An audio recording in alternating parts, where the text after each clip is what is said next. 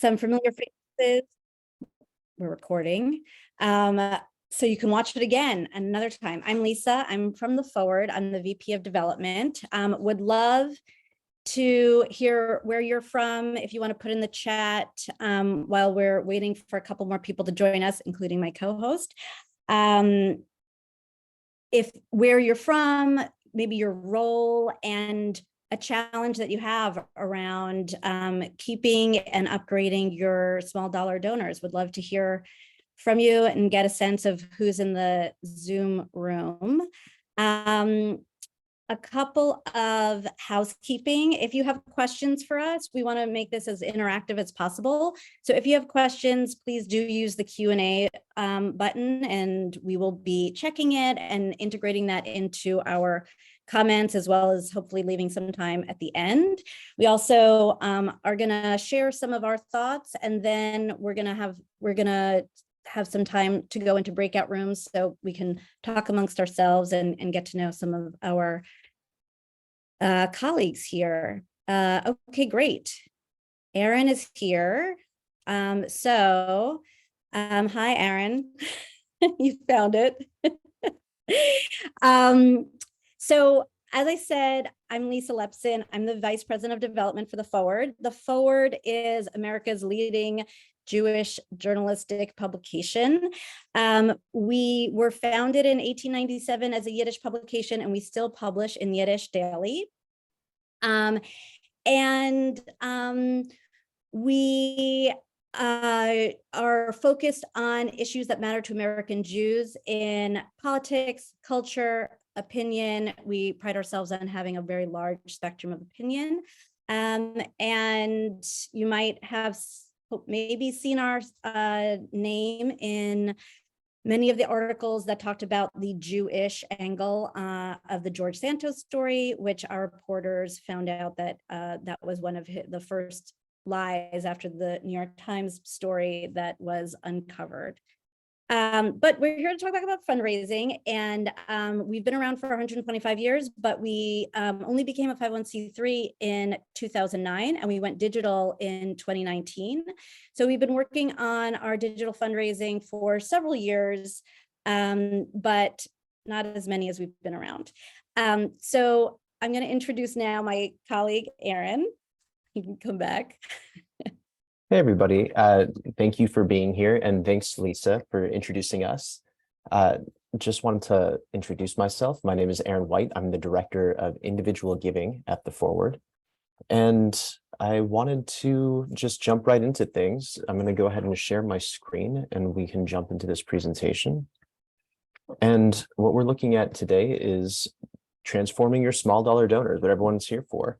So what we're going to do is we're going to start more or less with the framing of the landscape and why it's important for media-related development professionals to be looking kind of at the big picture before we get into more of the Q&A and more of the conversation with everybody. So I'll start right now with the challenges. A lot of us know what the challenges are, but it's always nice to just go through that data and look through some of that. One of the things that has come up, especially as we start going through and doing a lot more of our data segmentation, data analysis at the Forward, is that we wanted to see where we stand and where media stands. So what I like to use is there's a company called M&R. They're a respectable boutique firm that works with nonprofits and kind of does these really excellent reviews at the end of every year. And if you look them up online, it's M&R benchmarks. And they can basically, what they do is they break out kind of how every industry within the nonprofit world is doing. So what I'm looking at in particular is the media nonprofit world. And what we found is that total gifts to media nonprofits overall actually decreased last year. This is the second year of decreases. It decreased by 6%. And what we're seeing is that small dollar donors are waning in the media space, back to kind of a pre-pandemic level or kind of standard baseline for the media world. And that also continues to be seen elsewhere as gift retention around the industry, but also around the nonprofit giving world in particular, continues to fall. So that's something that we all want to keep in mind. However, there's some good news there. One of the things that we saw is that though there are fewer gifts coming in last year, the actual amount coming in has increased on average for most organizations. We've also seen that the average gift size, when you break it out for media orgs in particular, is $115 in 2021, the most recent year we have data for. And that's up 22% from 2019 when it was $94. So as we kind of run through this data, one of the other things that's always important to see and to use in these benchmarkings is to see what is the average amount of time that your donor or that somebody is spending on your website. We can use this for a lot of different reasons. If we know that people are spending a lot of time on specific web pages, then that's something that we can then broadcast to our donors or somebody who's just given kind of a, hey, have you seen this? And that's another way of kind of building that engagement, which we'll get into.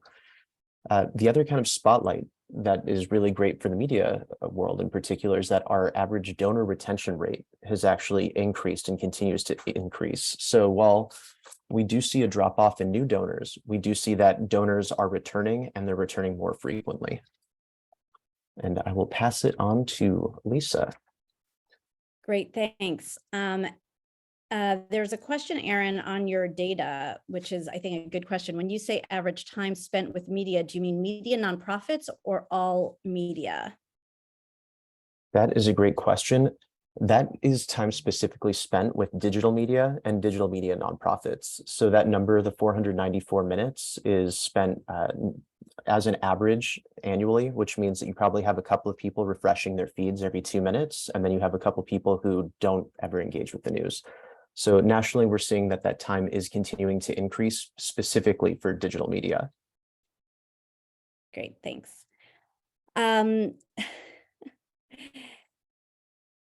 Okay, I'm going to move along and we'll come back to the data questions.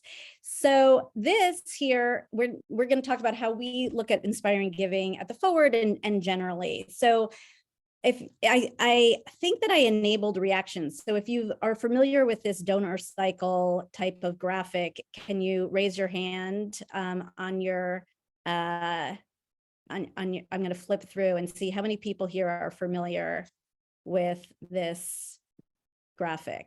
Okay, so we've got a bunch, but not everyone. So this is a sort of best practice general donor cycle. And usually it starts with identifying, can you see, you can't see my cursor. So I'm going to speak to Yeah, the we can see your cursor. We just can't see any other window other than the presentation. Okay, great. So usually this is what we call a donor cycle. And it starts with identifying, qualify means to decide if they are a good prospect, basically. You cultivate, you solicit, you close, you steward. So for this presentation, we're lucky, right? Because we're talking about, can you go back to the cycle? Thanks. So we're lucky because we get to start at the close, right? So we already have done the most difficult part about getting donations, which is acquiring the donor. Acquiring the donor is more challenging than keeping donors and upgrading donors. And that's why we really want to focus on keeping our donors, because it's a lot easier than actually acquiring new donors. So once we have, so this presentation starts at number 5, right? Where we already have closed, we've already got the donation. And what we want to focus on is making sure that they go around the cycle again. This is a continuous cycle that never stops and only keeps growing. That's the goal. So the first thing after you get the donation is to steward, to thank. Really, stewarding is about thanking and then continuing to engage. The steward and the cultivation is really engagement. The whole idea about donors is building relationships. Once you have someone in your system, the goal is to get them more and more engaged, excited, involved, knowledgeable about what you're doing. So first, we show gratitude. And then there's once you have the donor, you want to identify, qualify, is this someone that has the capacity to be upgraded? Is this someone that we want to really focus on, not just keeping in our family of donors, but becoming more and more engaged and financially supportive? So Aaron will speak to our tools and techniques for each of these processes, but we do a lot of research on our current donors in multiple ways. And then we want to engage them more deeply. We have ways to do that, as I'm sure everyone here does. And then ask them for another gift, a greater gift. So now let's go to the next slide. What we're focusing on talking about is our techniques and tools for stewarding, engaging, and through that, when we not only do we identify and qualify them to have more capacity, but we like to know what they're interested in. The forward, as we said, covers a lot of different areas, as many of the publications do. What brought them to give? So that's something that we're working on identifying in that second round of the donor cycle. And last is to not just have them repeat their gift, but to increase their gift and show that they're responding to our increased efforts to develop that relationship.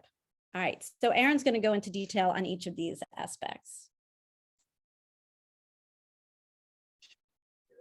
Thank you.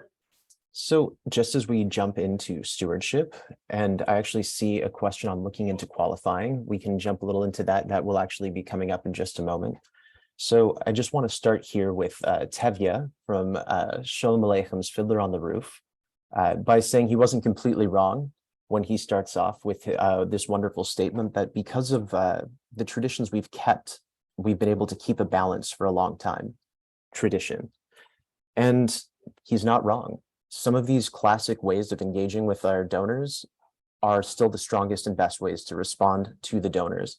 That's calling to say thank you and doing it as quickly as possible and sending handwritten notes. You can also engage in social. There's a growing number of people that want to engage on social, especially a younger population.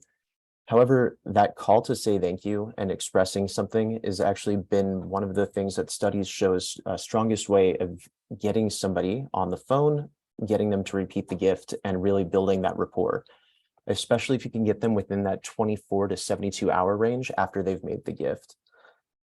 In addition to that, you have your kind of standards. You have looking through the board, seeing if the board knows the donor, if the board has anybody else that they know who might know that donor. If you have a welcome series, that's also something that's worked traditionally. However, welcome series don't always work as well as they used to in the past, and we'll get into that in a moment. Today, and this is, I think, getting into that qualifying, is that we're not getting so many donations every single day at these organizations, unless you are, which is great, that we can't do some of the research. And that's really going to be key to that stewardship, is doing a little of that social media digging. So one of those things is looking at donors, and it's that fine line between donor research and donor stalking, seeing if they have a social profile. What do they have to say? Have they been to, say, the Grand Canyon recently? And if so, what do you have in your arsenal? Have you written anything on the environment recently that you can share with this donor who just gave a gift? Things that can start building rapport and start giving you some insights into that donor, adding those adjectives. And the other thing is just going through and seeing where else you can pull more information.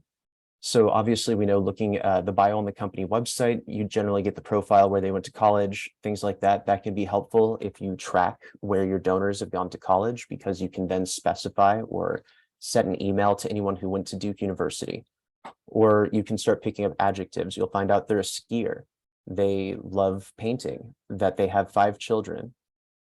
And I see that question. Do I do these stewardship techniques on all donors? Yes. So I try to make sure that I reserve a period of time every week to make sure that I screen as many of these donors as possible.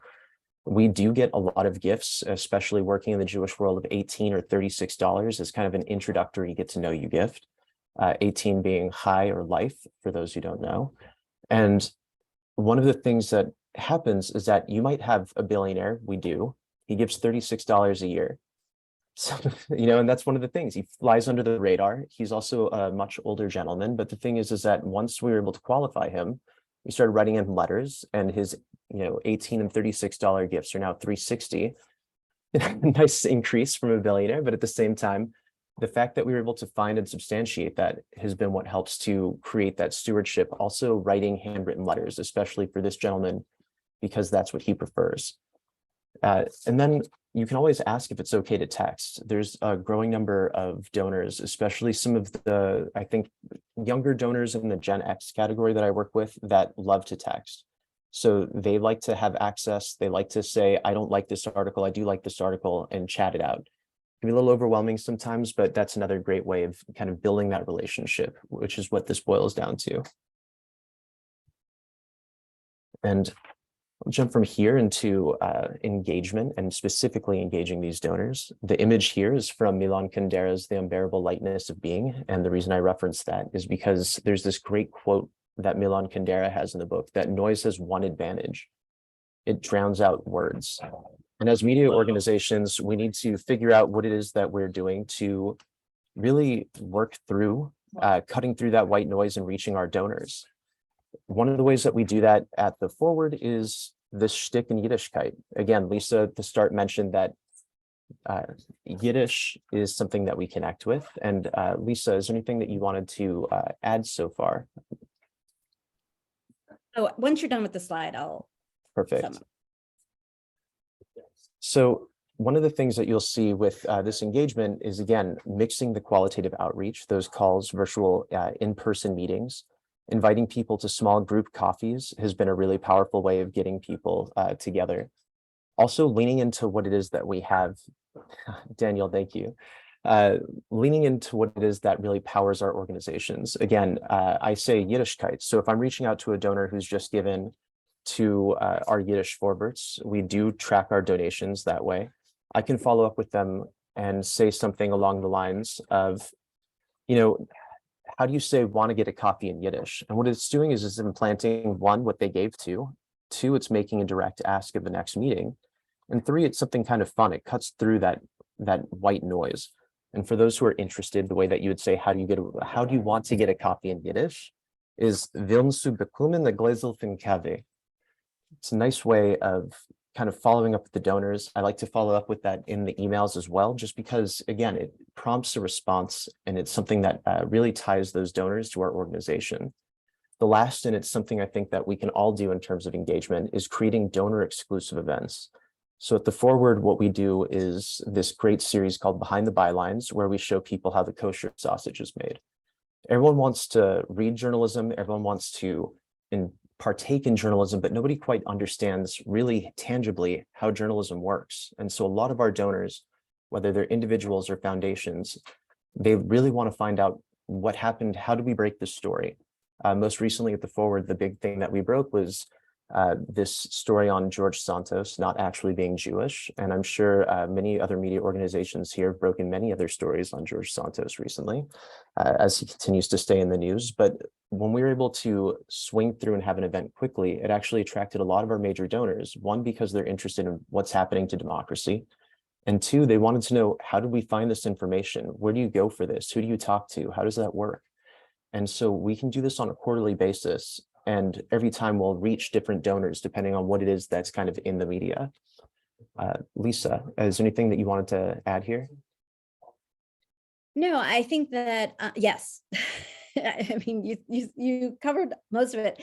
I just want to say that for the Behind the Bylines, what it gives is it gives the donor a sense that they're part of a special community, right? So that's how you want them to feel, right? So somebody asked, do you do, on the prior slide, do you do all of these for every donation at any size? So Aaron said what he really does is make sure that every person gets a Google, right? And because if they are in the news or the CEO of a company, that'll come up pretty quickly. Or if they sold a piece of real estate for $30 million, that will also usually come up quickly. So then we could say, oh, you know what? Let's ask our CEO, let's ask our board chair to give this person a thank you call. And so we are able to first qualify them and then have them appropriately thanked. And we try to call as many people as possible. When I was at the News Revenue Hub Summit, someone at a local publication said they call every donor, in their car, when they're in commute, like during whatever free moments they might have, they call. We don't necessarily call every person, but we do send an email. And if someone gave in honor or in memory of someone, Aaron asked specifically, like, can you tell me about what you did? So really trying to figure out the connection to the organization and then follow up. We just, our opinion editor was on the trip with Doug Emhoff and Deborah Lipstadt to Poland and Germany over the last week. And so this morning, our CEO was sending to some of our prospects and donors that we know are really interested in our coverage of Eastern Europe. We sent them those articles. So we're constantly keeping in mind what people's specific interests are. The donor exclusive event is a Zoom webinar or meeting. We are never sure which one is best. And it's no, they're virtual. We're a national organization. We have donors from everywhere. So it's different if it's if you're a local publication, then an in-person with maybe a live stream option could be good, but we do it very simple. And also our reporters and journalists are everywhere. So we do them virtually. And we only invite donors and they have to register. And then we do a drive for, hey, if you donate at any level, you can come here. These reporters and our editor-in-chief talk about how they broke the Jewish angle of the Santos story. We just did that last week, I think. Okay. I don't know if there are, I'll check the Q&A while Aaron, you continue. So we have time. Okay, it's confusing being on the half hour. I'm like, we have to stop soon, but actually we're halfway through. So, okay. Awesome. So as Lisa brought up, thank you, Lisa. We've been going through some of these strategies, and this is where we'll start to get, I think, more into the nitty-gritty that people are actually specifically looking for. So when we talk about strategies for engaging these donors, we kind of distill it into these 4 broad categories, which is the good stewardship that we've covered, which is just a kind of fast response, especially in today's kind of fast-paced environment. People want things instantly, and we can't always provide it instantly, but the fastest we can, the better we do. The next is deeper connections. Again, we've kind of covered that a little bit with donor salons, the group coffees and conversations. But the other strategies are finding new ways to ask for more. These are the things I think a lot of people have trouble with, whether or not they're fundraisers or not. It's how do we convince people to support what it is that we're doing? So just recently at the Ford, we created giving circles, kind of a dedicated list of your peers. So this is not necessarily for small donors, though an organization could make a giving circle specifically for its smaller donors. And it kind of confers benefits by association. So if we have somebody who's giving $1,000 a year, the giving circles that we have start at $1,800.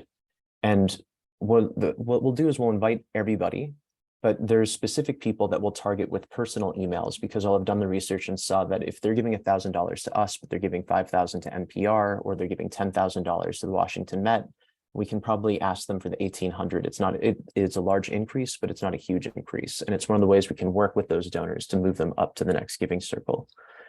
The other thing is using the real cost of an article, newsletters, travel. Journalists have to travel in order to do their job. There's a real cost to the things that we do as an organization, and letting people know what those real costs are sometimes. That's, I think, a very powerful thing you see in any organization. And it's a great way of also making it relevant. Why? Another thing is the targeted giving. So we'll go back to the Yiddish in this case one more time. One things that we do periodically is we do dedicated emails that reference specific kind of portions of the forward. Yiddish is a very small but dedicated audience. And while it's not the bulk of our fundraising, it's an important part of our fundraising since it kind of speaks to our legacy. And with those individuals, I'll try to pepper it with Yiddish or Yiddishkeit or with references. It's not all Mel Brooks, but it's trying to really touch on those things people are familiar with. We also do investigative journalism. I think most of the organizations that I've seen so far are doing some kind of investigative journalism. And just touching on this George Santos thing again recently, I think it was Maggie Haberman who recently was saying that really what the George Santos story is a death of local media story. And I think that's something a lot of small local media outlets missed or overlooked, because that was a powerful statement.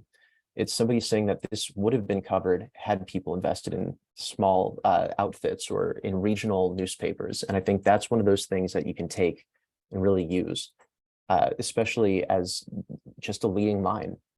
You know, we're seeing these small death of local journalism stories. Can you help? Very direct ask, very strong. And then also this last kind of strategy is just making sure you are using the best tools. Yes, and Tracy, it was covered by a small media outlet, the coverage of the Santos story. Thank you for pointing that out. And again, making sure that there's the tools to make giving as easy as possible. One of the things that I can probably tell if I were to go through some of your organizations, this was the same with the Forward about 18 months ago, was that if you went to do mobile giving, it was not easy or convenient. And one of the things that's interesting is that mobile-based giving has continued to increase and skyrocket as an overall share. So for most organizations, about 28% of your donations are going to come from a phone. And this is also very specific to generations. For millennials and Gen X giving, it's about 44% of all donations are now coming through your phone. So you want to make sure that that mobile giving is as targeted and as easily accessible as possible. And then you want to try these other things, text to give. It's something that we're working on with our donors. The nice thing is that you do get people who opt out every time, but there are other people who like being updated. It's, did you see this article we've just published? Can you help us? So making those little, again, kind of ways of drawing appeals, and you can even segment further. So if you have somebody who gave in response to an appeal about a First Amendment issue that you just wrote about, then you know the next time you do a First Amendment article, you can do a push text to anybody who supported that article or anybody who gave to a First Amendment email and say, look at this new breaking thing on, you know, the freedom of speech they're trying to take away, or freedom of speech in action here. And it's a really good way to then really target and pinpoint those donors and increase their overall giving.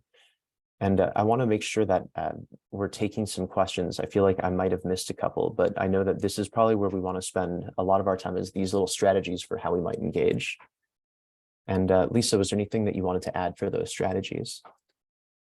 Yeah, I just wanted to say one thing that we do that's, you know, a lot of this gets into how your CRM and database is set up and what kind of resources you have. But one of the things that we did just to make sure we're not losing folks is we do a monthly, hey, renew your gift. So if you gave during February last year, this month, you'll receive an email from us that's saying, we're doing everything, you know, even better this year. Will you?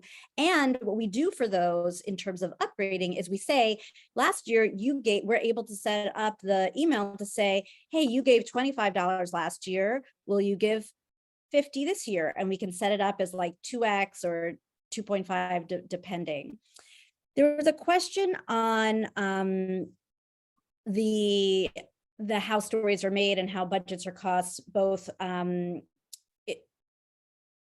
a privacy sort of aspect and also just the group coffees and donor salons. So for the group coffees and donor salons, what we like to do is when one of either our CEO or editor-in-chief is going, as I said, we're a national organization. So we really use the opportunity to say, hey, we're coming to DC for a conference and Jody is going to have coffee on Friday morning at this coffee shop. Come and meet the CEO. It can be very, very casual. Sometimes we do something, we've done it every which way. And the point is just a lot of times donors love hearing that we're in their town and they don't show up, but it gives us a point of connection. And then maybe when they're in New York, they come and visit, like it helps us to create that very personal connection, especially for us, people seeing us as like a New York organization when we're like, hey, we're going to be in Portland. And then it just opens up all of these conversations and people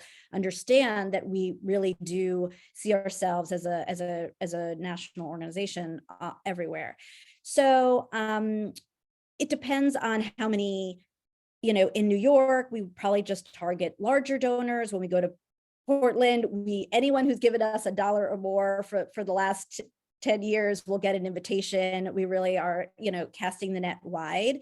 So it can be framed in any which way, depending on sort of your goals and the pool that you have to work with. But really the goal is deepening relationships and laying the foundation, if not making an ask. Some of the donor songs people want to know is just fundraising. Say, okay, but we're going to call you in 2 months, or we're going to call you next week and ask you what you liked, what your feedback was. And then we're going to send you an email in 3 months asking you for donations. So for those types of things, you can get people in the door. There has to be really good follow-up on and then asking for support. In terms of the other types of things, when we do budgets or costs, so we like to have campaigns that have very specific asks. We do a lot of general asks, but we'll do a campaign a year where we'll say, hey, give $72, another multiple of 18, give $72 to support our morning newsletter. The morning newsletter comes to you every day. It's curated. It's something we're really proud of. So when we do budgets and costs, it's not very specific at all. And we'll just say $1,500 so that our people can, and then we hearken to the past. So remember, our reporter went to Surfside when the Jewish community was affected by what happened in Surfside, Florida. We sent someone there.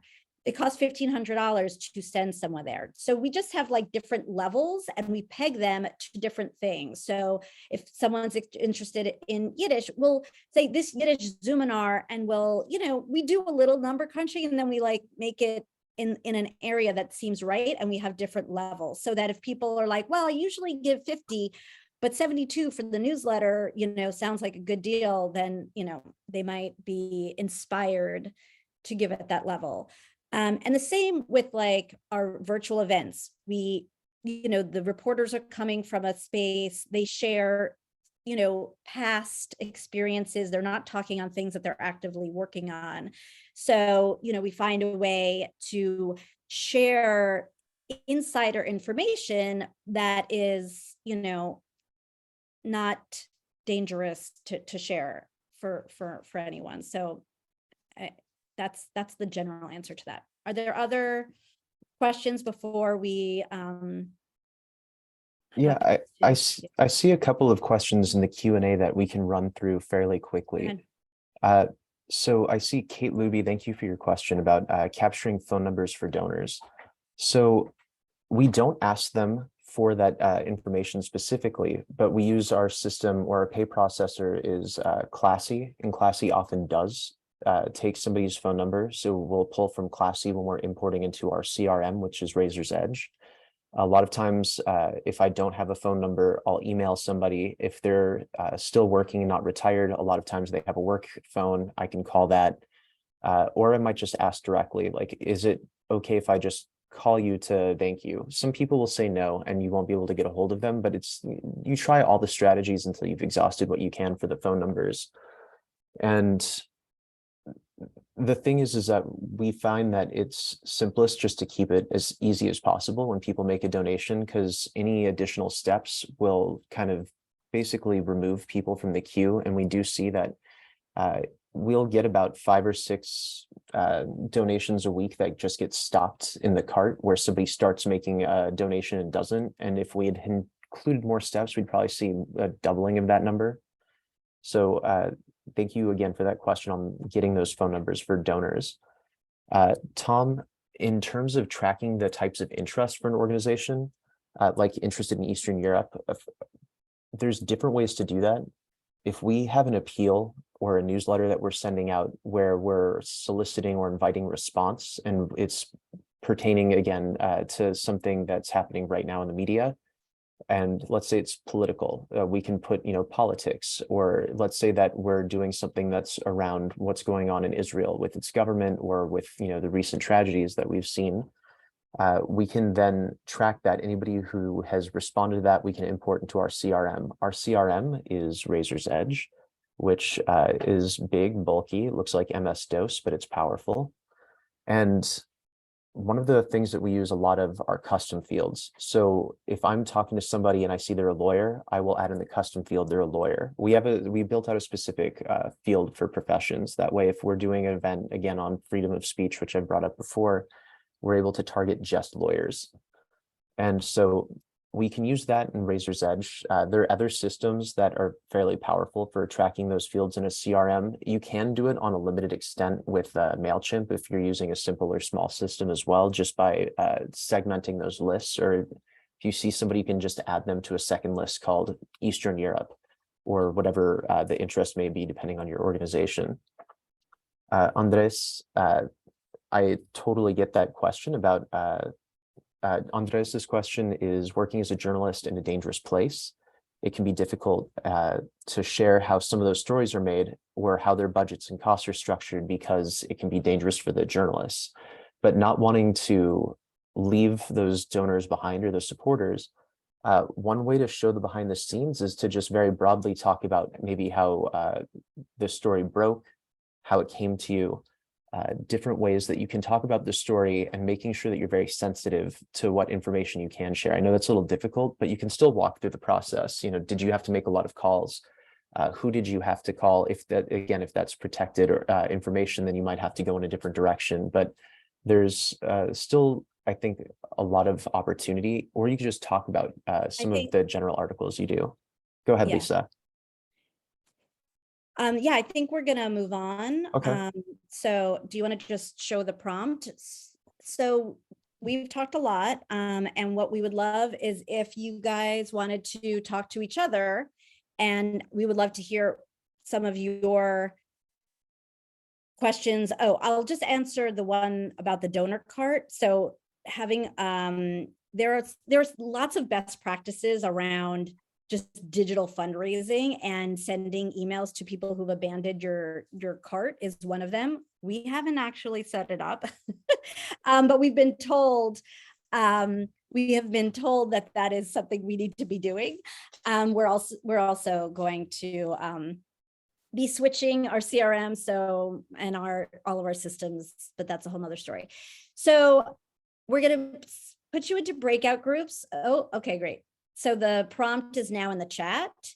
And if you are multitasking, and it'd be great if you want to, for this part, put your camera on and chat with the people in your group. And if you're really not able to, that's totally fine too.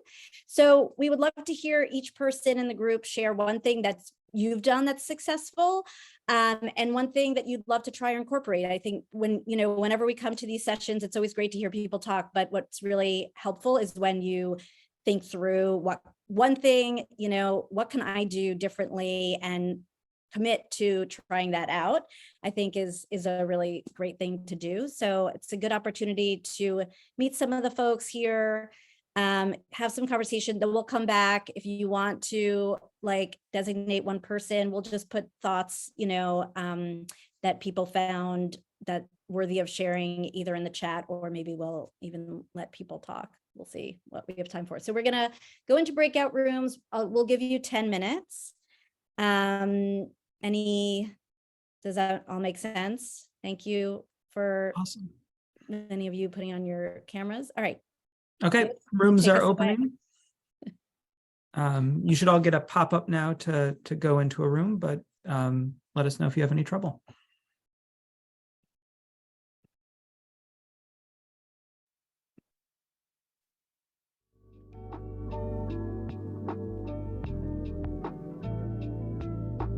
Can I join one? Should we join one? That Yeah, would be weird. please feel free to.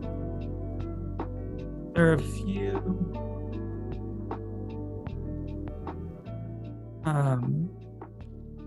I'm gonna move. Folks, there should be a little button at the bottom of your Zoom window that says breakout rooms. You can choose to join your room there. You may have to wiggle your mouse in order to see it, but it should be at the bottom of your Zoom window. You might have to hit more where there's 3 dots. Yeah. Might have to click the ... menu in the right corner. Let us know if you're having trouble and we can manually put you in the room.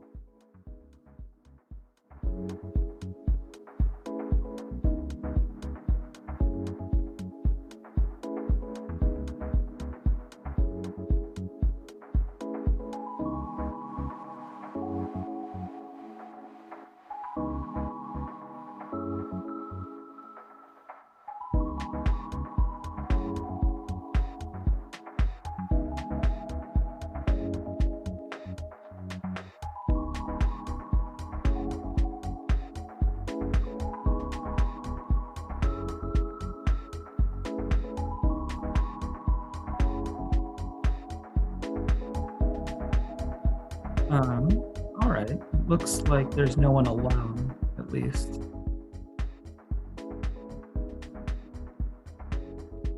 Looks like some of you still haven't joined the breakout rooms. Just let us know in the chat or unmute yourself and let us know if you're having trouble.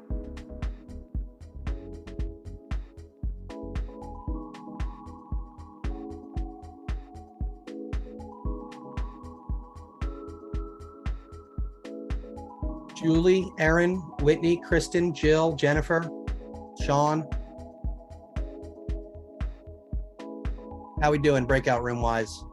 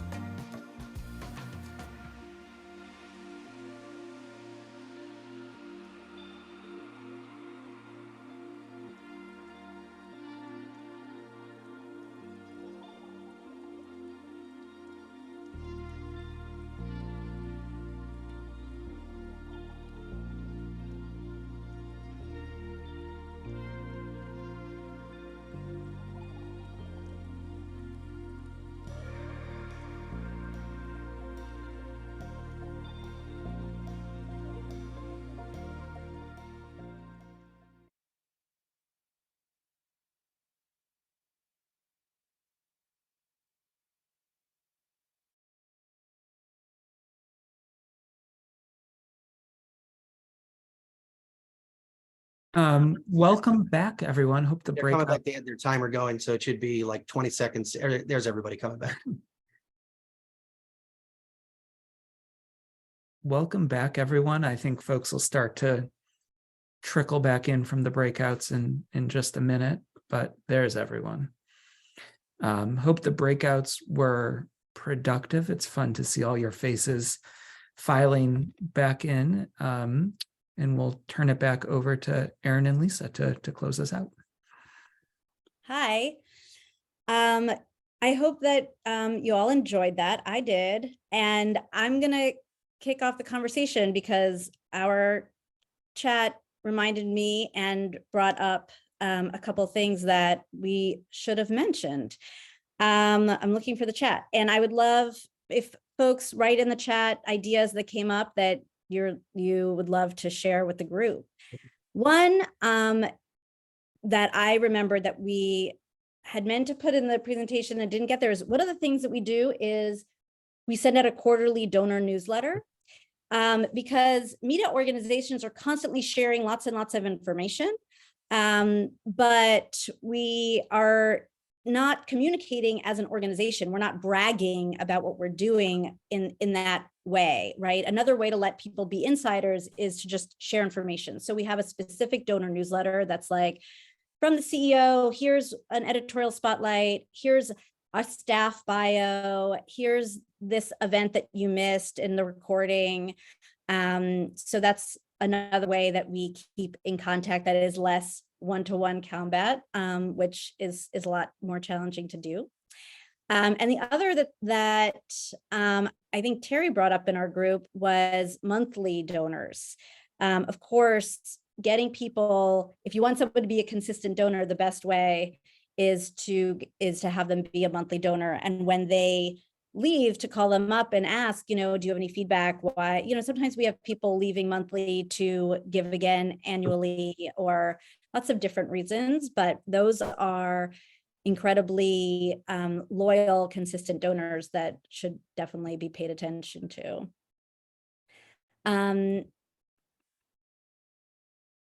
Are there other, Erin, do you have anything to share? Were you in a group?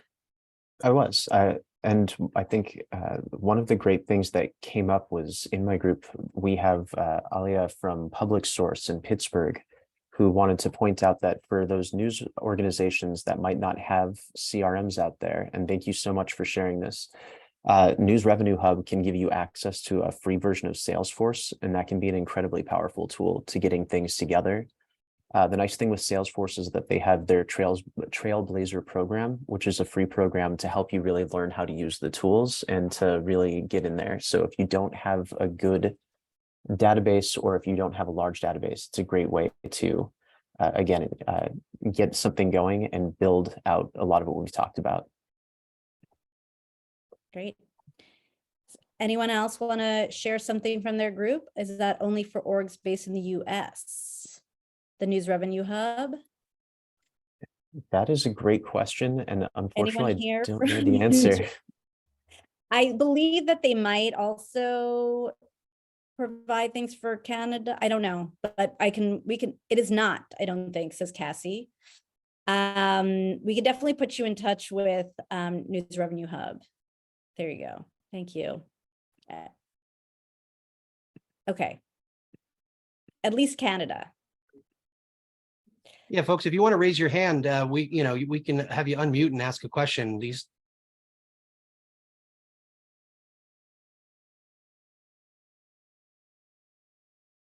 Okay, if there's no other questions or comments, then we will just say thank you. I'll put my email in the chat if anyone has direct questions for us, follow-up questions. We're happy to chat.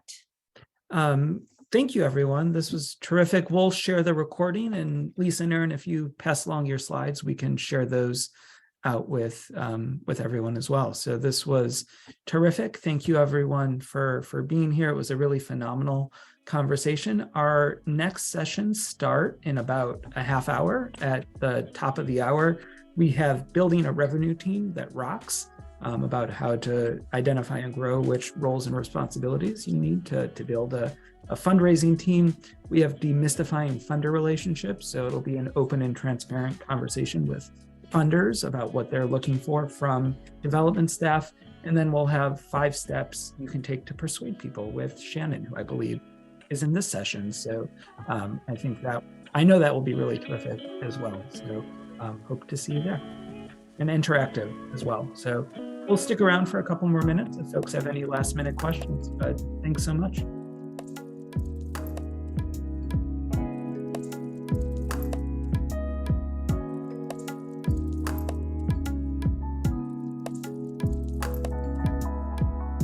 Hey, Claire, I see you. Yeah, I have a question about the coffee conversations and the donor salons. CT Mirror, we tried to do something similar last year. We're inviting small pools of our donors who we didn't know that well, that we thought, might want to get more engaged, or who we'd want to have more engaged to, learn more about our organization. But we didn't get a very good response. Like, we had maybe 1 to 2 people come to, we did, I think, 4 different sessions last summer from like June to September. And I was just wondering if you had any suggestions or strategies or tips on making those more engaging, appealing, successful. Like, what's the language you're using to put that call out there to people? I think, I would need to sort of know a lot more about what's going on. One of the things I would say is that, like, we lean on the fact that our editor-in-chief has a profile, or the reporters, like, we try to get their name out there so they're a draw in and of themselves. Like, our editor-in-chief has a weekly newsletter, and it's very personal, it's very personable, but it's very topical. Like, people really like it. So then they're like, oh, coffee with Jody, like, it becomes sort of a thing. And even our like morning newsletter, it's like morning newsletter from Benjamin Cohen. And so it's like, we try to have brands for our journalists. So then when you say like, hey, come meet our journalists, it's like, oh, that guy. So that's one thing I can think of like why people show up when we go places, is because people are like, oh, now, she also was like 20 years at the New York Times. Like, she has a bio that makes her of note. But we play up that. And she like really, people do that. Lots of journalists do that via Twitter, but your donors might not be really, and who knows, like, whatever, Twitter. But that's one thing. Aaron, do you have thoughts on the language? Sorry. Can I say one more thing? The other thing we do is, like, if it's local, we're like, we really want to hear the issues that pertain, and probably everyone was about to say that, pertain to you. Like, we want to hear, like, you're invested. It's like, don't come here, like, sort of the opposite of what I just said is, it might be like, we want to learn, like, when we send out emails, we're like, we want to thank you and learn what's on your mind and what we should be writing about. Okay, Aaron, do you? Yeah. Also, noting in absence, one of the things I've been doing recently that's been actually really good for engagement is just coming to people, because people like to complain, and saying like, what have we missed? What's missing in your community? And people will show up. And like, that's a great way of saying like, oh, I like you, but let me complain. Because them complaining isn't a sign that they're upset. It's a sign that they actually really care about what you do. And that they like to complain. It's like, we get both of those. Well, people like to feel like their voice is being heard. And you're like, we are a voice of the community. We're nothing if not, with you. So those are 2 angles. Anyone who's here have other thoughts? Is that helpful? That is really helpful. It's interesting too. we didn't involve either our reporter or the editor-in-chief in these coffee conversations. Yeah. We'll see, because the editor wasn't really interested in being involved, I think. Well, that's a whole nother issue. Yeah, I mean, exactly. there should be, I don't know if there is, but there should be a session on culture of philanthropy. Our last editor-in-chief was very separate of like journalism and state. And our current editor-in-chief is just, she's like, I'm in it to raise money. She's like, if raising money is what's going to make this grow, and I want it to grow, and I'll do anything and I'll talk to anyone. And it's just, it's a very different philosophy, and that goes down. And when she does it, it goes down through the journalists. One thing we didn't mention, because it's not really an upgrade thing, but our email campaigns come from all of our journalists. Like in the branding, both our morning newsletter. Oh, is this going to be another session? People We have are a few like, minutes.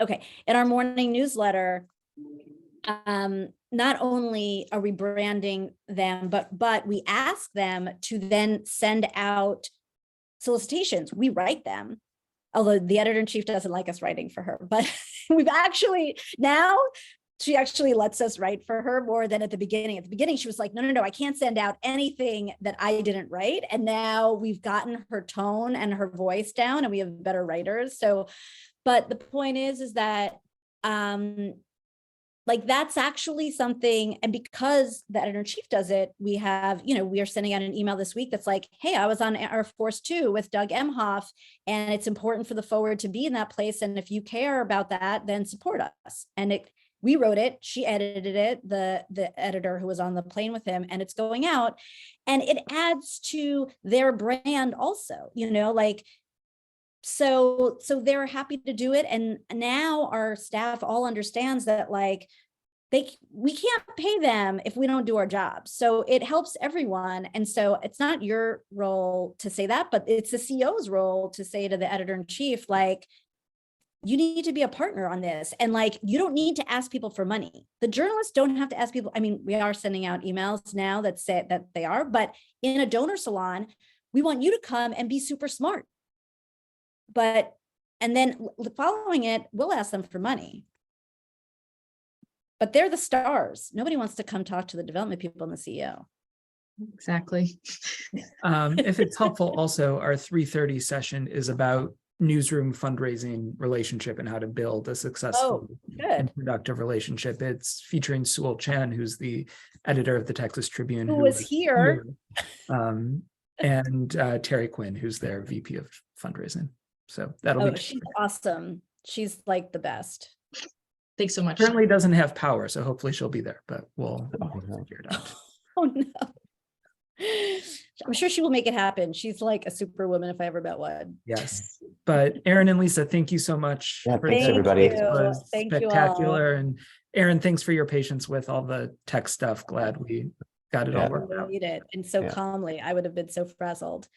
Thank you. I'm gonna tell Claire good luck, but she left. So okay. All right. Take care. All right. Thank you. Bye, everybody. Thanks, Joe. Bye.